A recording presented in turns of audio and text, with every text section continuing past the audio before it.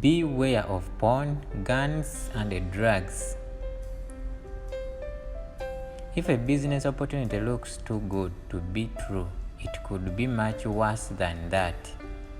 A friend of mine in South Africa who is into B deals, as they call them over there, stands for Black Economic Empowerment, called me one morning, very excited. I have these American guys who want to sell us a company in one of the Caribbean islands. It's a financial services business. It makes a lot of money. Can I bring them to see you? He is a dear friend, so I acquiesced to his request. The Americans were small, sophisticated guys from Texas who made a very impressive pitch. These were days before things like PayPal and mobile money transfers. After the pitch, I asked them if we could see some financials. We signed the customary non-disclosure agreements and we were given the papers, including the presentations. I promised a quick response. They wanted African partners to roll out in South Africa and the rest of Africa. We need a strong B partner, and you guys at Econet can also take us into Africa. Was parting short. That evening I sat down to look at their financials. It was a remarkably profitable business. I quickly called one of my top financial advisors, Ayo Adoboy, and gave him this directive. Porn, guns, or drugs? I just want to know which one it is. A few hours later, Ayo walked in with a big shake of his head. Porn. I thought so. How did you know? Because it is not easy to see based on their presentation.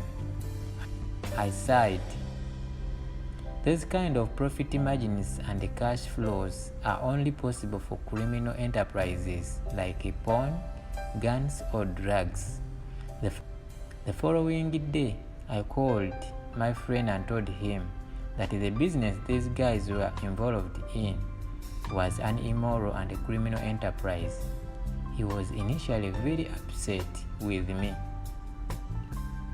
I also told him that it was a totally immoral enterprise whose victims included children, and these guys knew they were facilitating such activities. The lure to make an extraordinary amount of money was very strong, and I could see that the temptations were there for my friend to try and justify himself. I don't know what became of it, and I never discussed it again with him. I just know he did the right thing and quietly walked away from the deal of a lifetime. There is no such thing. The financial service they were offering was a special prepaid debit card which allowed people to buy pornographic materials on the internet without their name being traced. There are businesses out there that you will know at once are criminal enterprises. They always come with the promise of easy money or unusually large profit margins. Hey, be careful out there. A line from a popular TV series.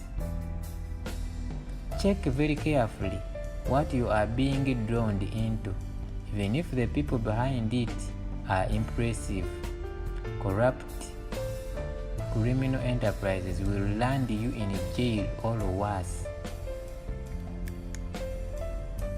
You will never be considered a serious entrepreneur if you do not have a head for numbers.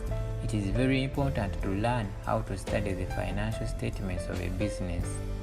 Anyone who has ever studied accounts, even at basic level, will tell you that you can tell the type of business and its industry by looking at the figures in a financial statement. If someone came to you and said they were watching a soccer game last night between two top sides, and you asked, "So what was the final score?" and the guy replies, "I think it was 56-25, you will know immediately that this guy doesn't know what he is talking about. He has confused soccer with another sport he was watching." If you think that is funny, you should hear some of the numbers used when financial issues and economics are being discussed in some of our media and public discourses. Throughout your business and professional career, you are going to meet many people who are going to want to cut corners or to encourage you to join them on doing something that is either immoral, unethical, or just illegal, or all the above. You must be constantly on the lookout to avoid such situations. More often than not, it will look initially like you just lost a great opportunity. But let me assure you that even if it takes years for you to be vindicated, you will be vindicated in the end.